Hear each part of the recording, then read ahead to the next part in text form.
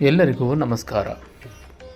ಅಮೃತವರ್ಷಿಣಿ ಶ್ರೀಮಾತೆ ಜಗನ್ಮಾತೆಯ ಪ್ರತಿರೂಪ, ಆದರ್ಶ ಮದುವೆಯನ್ನು ಮೆರೆದ ದಂಪತಿಗಳು. ಈ ದಿವ್ಯ ದಂಪತಿಗಳು ಜಗತ್ತಿಗೆ ಉತ್ಕೃಷ್ಟ ಆದರ್ಶವನ್ನು ತೋರಿಸಿದ್ದಾರೆ. ಗಂಡನ ಚಾರಿತ್ರ್ಯವನ್ನು ಶಾರದಾದೇವಿ, ಹೆಂಡತಿಯ ಪರಮ ಪರಿಶುದ್ಧ ಪವಿತ್ರ ಹೃದಯವನ್ನು ರಾಮಕೃಷ್ಣರು ಚೆನ್ನಾಗಿ ತಿಳಿದಿದ್ದರು. ಶ್ರೀರಾಮಕೃಷ್ಣರು ಏನಾದರೂ ಮದುವೆಯಾಗದೇ ಇದ್ದಿದ್ದರೆ ಬ್ರಹ್ಮಚರ್ಯ ವೈರಾಗ್ಯ ಎಂದು ಉಪದೇಶ ನೀಡುವಾಗ ಜನರು ಪರಮಹಂಸರಿಗೇನು ಗೊತ್ತೋ ಗೃಹಸ್ಥ ಜೀವನದ ವಿಷಯ, ಅವರೇನೋ ಮದುವೆ ಮಾಡಿಕೊಂಡು ಹೆಂಡತಿ ಜೊತೆ ಸಂಸಾರ ಮಾಡಿದರೆ ಅವರು ಒಬ್ಬ ಹೆಂಡತಿಯನ್ನು ಕಟ್ಕೊಳ್ಬೇಕಿತ್ತು.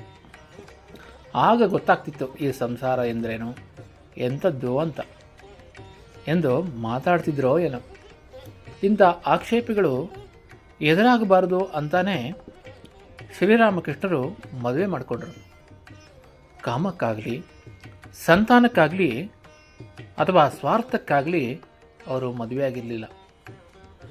ಪೂರ್ಣ ಯೌವನ ಅವಸ್ಥೆಯಲ್ಲಿದ್ದ ತಮ್ಮ ಪತ್ನಿಯೊಂದಿಗೆ 8 ತಿಂಗಳ ಕಾಲ ವಾಸ ಮಾಡಿ ಒಂದೇ ಹಾಸಿಗೆ ಮೇಲೆ ಮಲಗಿಯೂ ಕೂಡ ಬ್ರಹ್ಮಚರ್ಯವನ್ನು ಪಾಲಿಸಿ ತೋರಿಸಿದರು. ಹೀಗೆ ಸನ್ಯಾಸವನ್ನು ಜನರಿಂದ ಪಾಲಿಸಲು ಸಾಧ್ಯವಿಲ್ಲವೆಂದು ತಿಳಿದಂತಹ ರಾಮಕೃಷ್ಣರು, ನಾನು ಮಾಡುವುದೆಲ್ಲವೂ ನಿಮಗಾಗಿಯೇ, ನಾನು 16 ಮಾಡಿದರೆ ನೀವೆಲ್ಲೋ 1 ಮಾಡಿರಿ, ಆದರೆ ನಾನೇನಾದರೂ ಒಂದು ತಪ್ಪು ಕೆಲಸ ಮಾಡಿದರೆ ನೀವು ಅದರ 10 100 ತಪ್ಪು ಮಾಡುವಿರಿ